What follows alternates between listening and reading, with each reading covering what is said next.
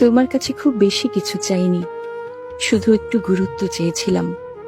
দিন শেষে তোমার ব্যস্ততার ভিড়ে একটুখানি জায়গা চেয়েছিলাম, কিন্তু তুমি আমাকে এমন ভাবে রেখেছো যেন আমি থাকি কি না থাকি তাতে কিছুই যায় আসে না। আমি কষ্ট পেলে তোমার রাত বদলায় না, আমি চুপ হয়ে গেলেও তুমি খেয়াল করো না। অথচ আমি তোমাকে এমন ভাবে ভালোবেসেছিলাম যেন তোমাতেই ঘিরে আমার সব বেঁচে থাকা। তোমার অবহেলায় বুক ভাঙলেও তোমাকেই আবার আঁকড়ে ধরতে চেয়েছি।